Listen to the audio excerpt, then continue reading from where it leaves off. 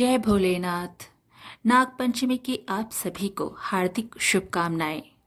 हिंदू पंचांग के अनुसार श्रावण मास की शुक्ल पक्ष की पंचमी तिथि को नाग पंचमी का पावन त्योहार मनाया जाता है। यह दिन नाग देवता की पूजा के लिए समर्पित होता है। ऐसी मान्यता है कि नाग पंचमी के दिन नाग देवता की पूजा करने से मनोकामनाएं पूरी होती हैं। पौराणिक काल से सर्प देवताओं की पूजन की परंपरा है। ऐसी मान्यता है कि नाग की पूजा करने से सांपों के कारण होने वाला किसी भी प्रकार का भय खत्म हो जाता है। ज्योतिष शास्त्र के अनुसार नाग पंचमी के दिन नाग देवताओं की आराधना करने से जातकों को उनका आशीर्वाद प्राप्त होता है।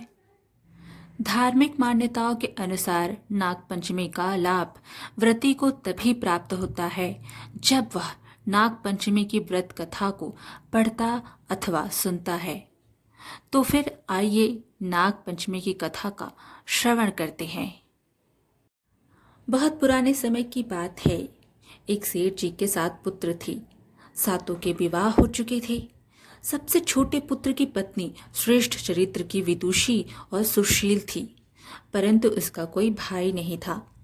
एक दिन बड़ी बहू ने घर लीपने को पीली मिट्टी लाने के लिए सभी बहुओं को साथ चलने को कहा, तो सभी डलिया और खुरपी लेकर मिट्टी खोदने लगीं।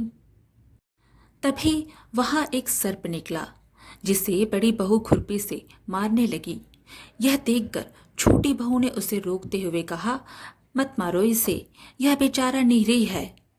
यह सुनकर बड़ी बहू ने उसे नहीं मारा। तब सर्प एक ओर जा बैठा। तब छोटी बहू ने उससे कहा, हम अभी लौट कर आती हैं, तुम यहाँ से जाना मत। यह कहकर वह सबके साथ मिट्टी लेकर घर चली गई और वहां काम काज में फंसकर सर्प से जो वादा किया था उसे भूल गई। उसे दूसरे दिन वह बात याद आई, तो वह सबको साथ लेकर वहां पहुंची और सर्प को उस स्थान पर बैठा देखकर बोली, सर्प भैया नमस्कार। सर्प ने कहा, तू भैया कह चुकी है, इसलिए तुझे छोड़ देता हूं, नहीं तो झूठी बात कहने के कारण तुझे अभी डस लेता। वह बोली, भैया मुझसे भूल हो गई, उसकी क्षमा मांगती हूँ। तब सर्प बोला, अच्छा तू आज से मेरी बहन हुई और मैं तेरा भाई, तुझे जो मांगना हो मांग ले। वह बोली, भैया मेरा कोई नहीं है, अच्छा हुआ जो तू मेरा भाई बन गया। कुछ दिन व्यतीत होने पर वह सर्प मनुष्य का रूप धारण कर उसके घर आया और बोला कि मेरी बहन को भेज दो। सबने कहा कि इसके तो कोई भाई नहीं था, तो वह बोला, मैं दूर के रिश्ते में इसका भाई हूँ, बचपन में ही बाहर चला गया था। उसके विश्वास दिलाने पर घर के लोगों ने छोटी को उसके साथ भेज दिया। उसने मार्ग में बताया कि मैं वही सर्प हूँ, इसलिए तो डरना नहीं, और जहाँ चलने में कठिनाई हो वहाँ मेरी पूंछ पकड़ लेना। उसने कहे अनुसार ही किया और इस प्रकार वह उसके घर पहुंच गई। वहां के धन ऐश्वर्य को देखकर वह चकित हो गई। एक दिन सर्प की माता ने उससे कहा, मैं एक काम से बाहर जा रही हूँ, तू अपने भाई को ठंडा दूध पिला देना। उसे यह बात ध्यान न रही और उसने गर्म दूध पिला दिया, जिसमें उसका मुख बेतरह जल गया।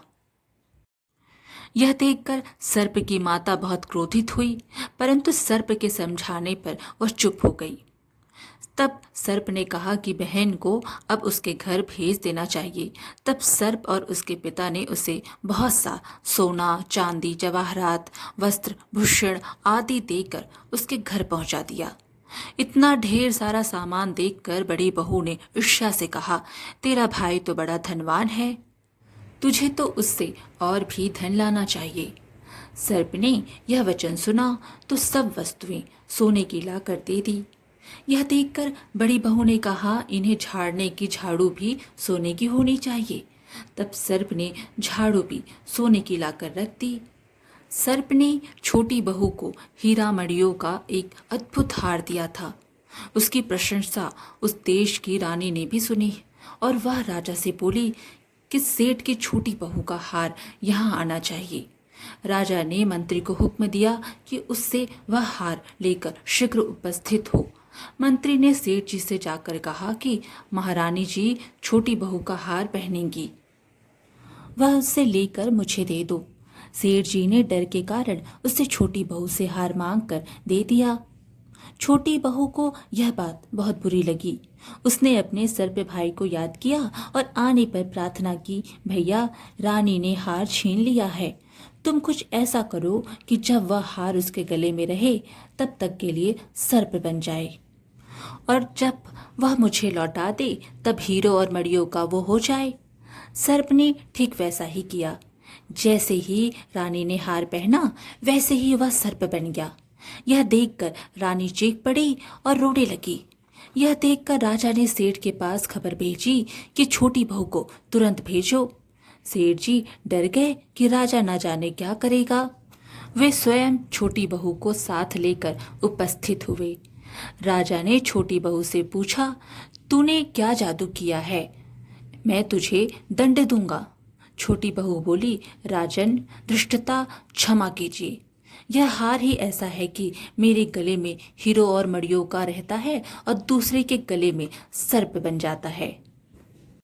यह सुनकर राजा ने वह सर्प बना हार उसे देकर कहा, अभी पहन कर दिखाओ। छोटी बहू ने जैसे ही उसे पहना वैसे ही हीरो मड़ियों का वह हो गया। यह देखकर राजा को उसकी बात का विश्वास हो गया और उसने प्रसन्न होकर उसे बहुत सी मुद्राएं भी पुरस्कार में दी। छोटी बहू अपने हार और धन सहित घर लौट आई। उसके धन को देखकर बड़ी बहू ने ईर्ष्या के कारण उसके पति को सिखाया कि छोटी बहू के पास कहीं से धन आया है। यह सुनकर उसके पति ने अपनी पत्नी को बुलाकर कहा, ठीक ठीक बता कि यह धन तुझे कौन देता है। तब वह सर्प को याद करने लगी। तब उसी समय सर्प ने प्रकट होकर कहा, यदि कोई मेरी धर्म बहन के आचरण पर संदेह प्रकट करेगा तो मैं उसे खा लूंगा। यह सुनकर छोटी बहू का पति बहुत प्रसन्न हुआ और उसने सर्प देवता का बड़ा सत्कार किया। उसी दिन से नाग पंचमी का त्योहार मनाया जाता है और स्त्रियां सर्प को भाई मानकर उसकी पूजा करती हैं। इस प्रकार आज की कथा यहीं पर समाप्त हुई। फिर मिलेंगे एक और धार्मिक कथा के साथ।